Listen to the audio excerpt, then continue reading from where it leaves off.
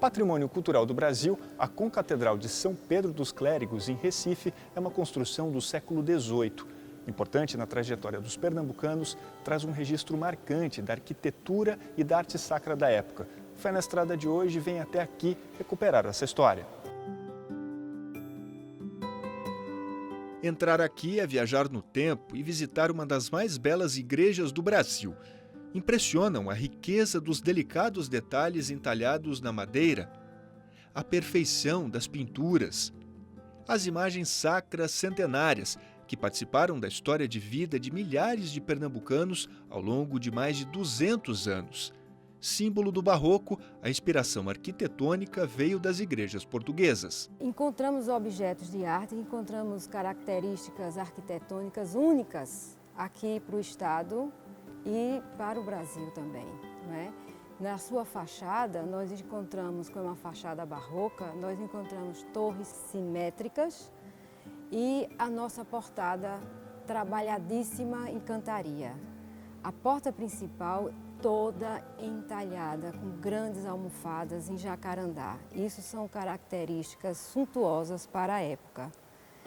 A nossa nave aqui, nós temos uma forma totalmente única no estado, né? Que é uma nave octogonal, com 8 partes, onde você tem a primeira parte, a entrada da igreja, que você vê à frente a Capela Mor, e nas suas laterais nós temos 3 altares no lado esquerdo, que são altares colaterais ao altar Mor, e 3 altares colaterais ao lado direito, né, formando uma nave em 8 partes.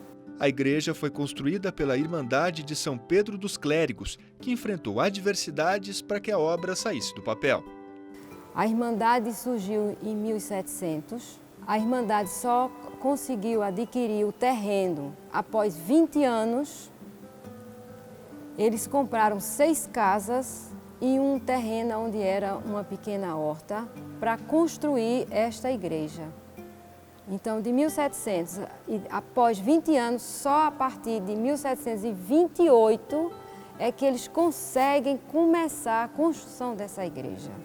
Do início da construção até a inauguração da igreja, a sagração, como a gente chama, a sagração e inauguração da igreja, foram 54 anos para inaugurar.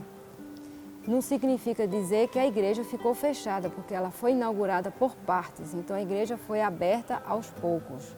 Mas a sagração oficial foi depois de 54 anos após. O projeto é assinado por um dos mais importantes arquitetos da época do Brasil Colônia. O autor da planta de construção da igreja de São Pedro dos Clérigos era um mulato que foi pedreiro, começou a ser pedreiro na época, recebeu o título de mestre e considerado um arquiteto, né, o Manuel Jácomo. Então, ele é de uma grande referência a nível das construções arquitetônicas dentro do estado.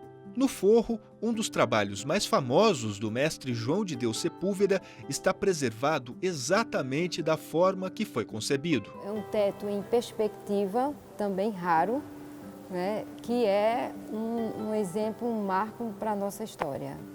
E o teto do subcoro, não é, ali embaixo, foi de seu ajudante, não é, que iniciou como ajudante e terminou sendo também um dos grandes pintores pernambucanos, o Manuel de Deus Pinto.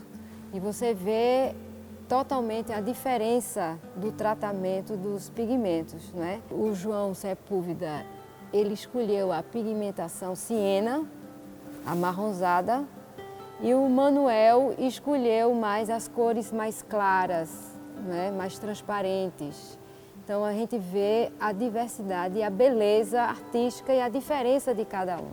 O altar da Capela Mor é uma obra de arte, mas não é o original, que sofreu com a ação do tempo e a falta de manutenção.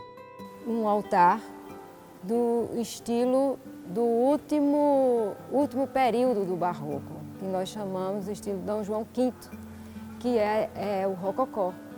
E ela foi totalmente entalhada e dourada. Com o passar do tempo, no século XIX, houve um grande ataque de cupim e também com a falta de manutenção, desde a inauguração, todos esses altares terminou sendo perdidos. No século XIX, depois de 11 anos de restauro, né, de reforma, né, surgiu um novo altar, que é esse que chegou até nós, né, que é do estilo neoclássico. O entalhamento do teto da Capela Mor é um dos trabalhos mais notáveis da igreja. É um teto entalhado com medalhões, onde aparecem as armas de São Pedro, ladeado pelos 12 apóstolos e os 4 evangelistas. O entalhamento é uma coisa que pouco se entende como que chegou. Se você passear pela talha dos púlpitos, não é? Quanta riqueza, quanto detalhe, né? Alto, baixo, curvas, como se faz aquilo naquela época, né? Que com certeza hoje ninguém mais faz. Ao centro do altar, a imponente imagem de São Pedro dos Clérigos é a grande protagonista.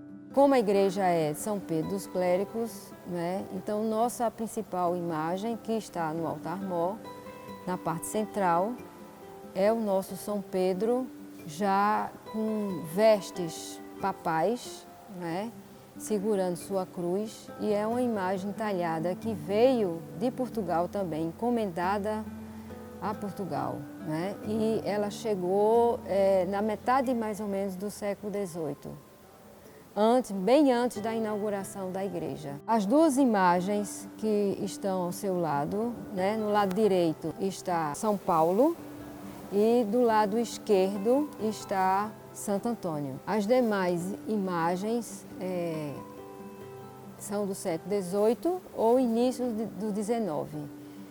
Mas a confirmação para o São Pedro, realmente existe uma documentação que confirma que essa imagem foi encomendada na época e trazida de Portugal especialmente para cá.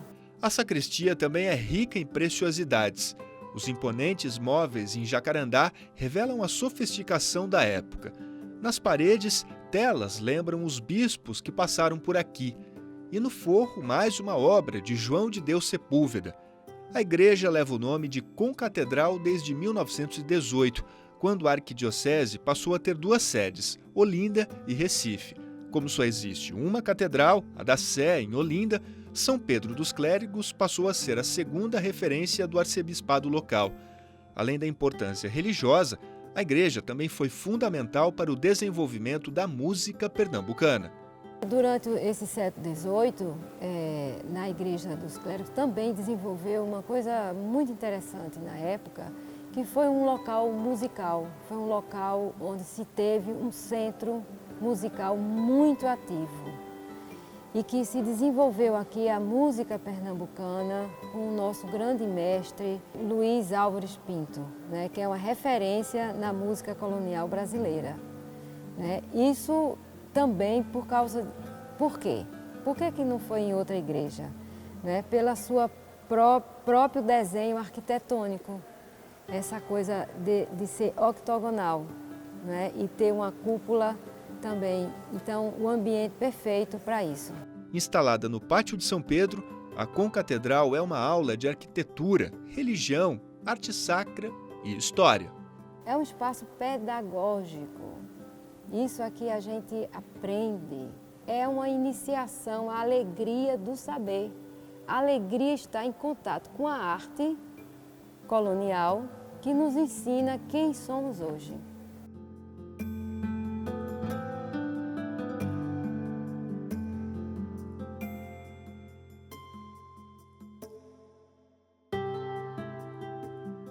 O programa de hoje fica por aqui. Para rever essa história ou conhecer outras viagens, acesse nosso site. Até a próxima. Tchau!